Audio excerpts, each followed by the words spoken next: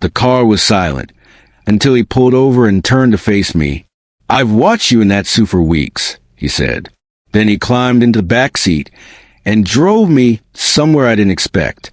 Please like the video, subscribe, and tell me in the comments. Ever had someone take control when you least expected? I shouldn't have looked in the rear view mirror.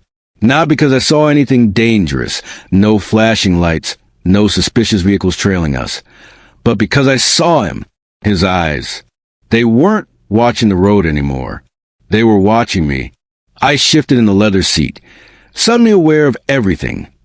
The way the silk of my skirt clung to my thighs, how my heels had slipped slightly off after gala, and the way my breath caught when he glanced up again. The silence in the car was thick. Only the low hum of the engine and the occasional blink of streetlights broke through it. Then, out of nowhere, he pulled over. Not abruptly, smoothly, like he'd done it 1,000 times before. I sat up straight. Is something wrong? He put the car in park and turned to face me, arm draped casually over the passenger seat. His voice was low, deliberate. "No, but I can't keep pretending anymore." My heart skipped. "Pretending what?" "That I haven't noticed you," he said. "In that suit, every night, every damn time you step into this car, looking like a secret no one else is allowed to touch." I swallowed hard. The air between us sparked with something unspoken, electric and dangerous. He climbed into the back without asking. The interior light flickered on for a second as he moved, then dimmed, casting his face in shadows. I could see the outline of him, strong, close, too close, as he settled beside me. I could smell the subtle scent of his cologne, laced with the leather of the seats and the faintest trace of mint from his breath. "I know I shouldn't," he murmured. "But you already did," I whispered. We were inches apart now. He didn't touch me. Not yet. But the way his gaze lingered on my lips, my hands, my trembling knees, it felt like he already had. "You let me," he said, his voice rougher now. "Didn't you?" I nodded, barely breathing. And then he leaned in, slowly, like he was daring me to move. But I didn't. I couldn't. When his fingers brushed mine, the touch was feather-light, just enough to make me ache. "I want to take you somewhere," he said, his breath warm against my cheek. "Where?" He smiled. "Somewhere quiet, where we can stop pretending." He opened the door and stepped out, then held it open for me, hand extended, gaze steady.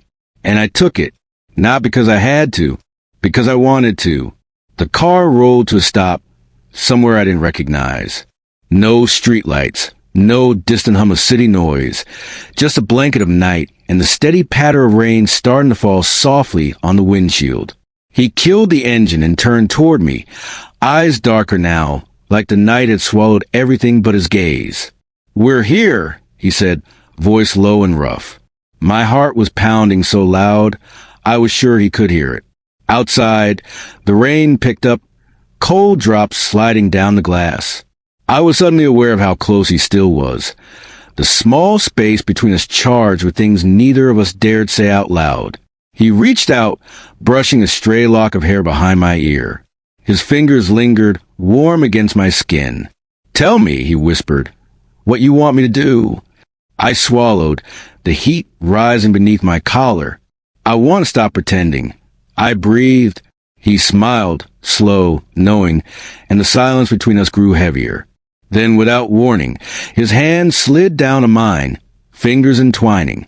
No words, just the electric hum of two people finally crossing that invisible line.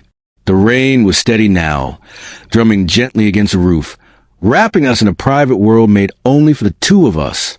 Outside the car, the street was dark, but inside, every detail felt sharper, his hand in mine, the way his breath caught when I squeezed his fingers back, the steady thrum of my heart pounding beneath my ribs.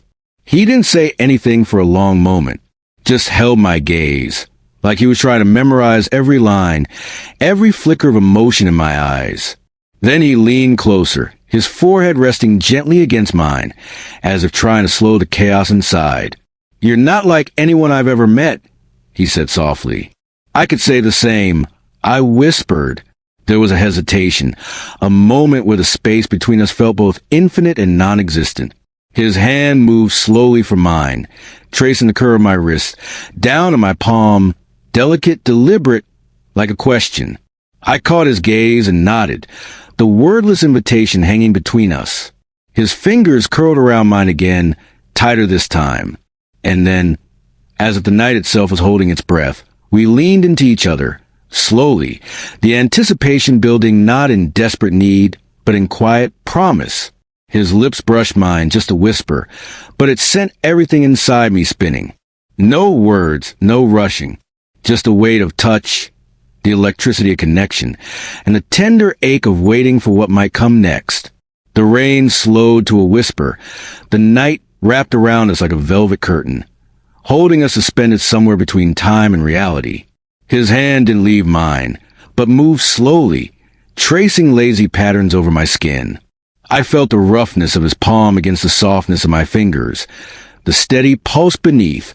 I looked up, meeting his eyes, and the vulnerability in them made my breath catch again.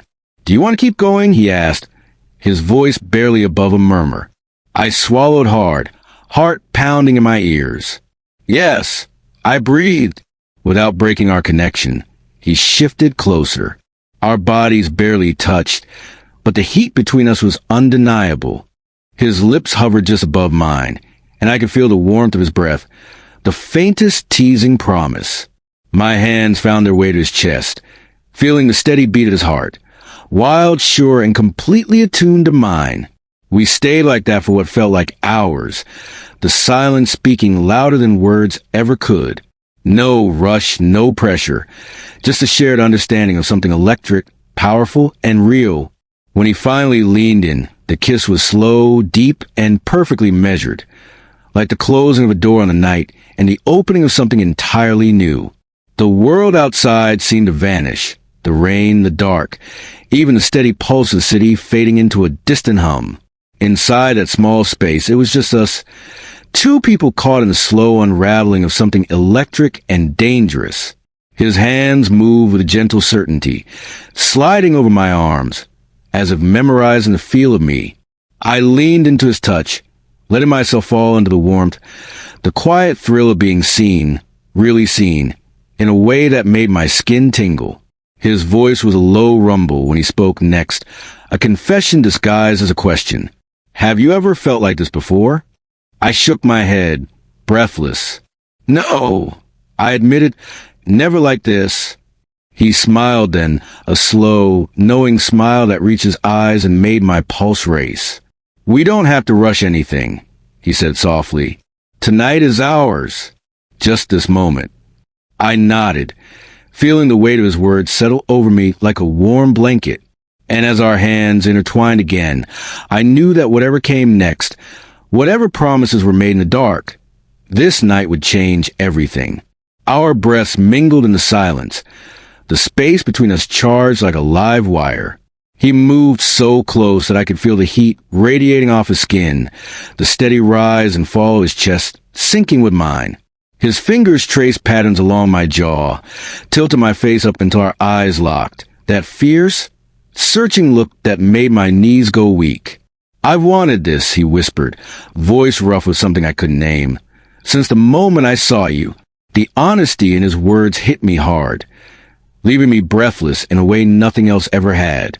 I wanted to tell him how I felt, but the words caught in my throat. So instead, I let my hand speak for me, sliding up the curl around his neck. His lips found mine again, slower this time, deeper, as if trying to communicate everything without saying a word. It wasn't just desire. It was something softer, more dangerous, a promise of trust, a hint of something lasting. When we finally pulled apart, the world felt too bright, too loud, but I didn't want to move away, because in that moment, pinned under the weight of unspoken things, I knew I was exactly where I was supposed to be. The rain had finally stopped.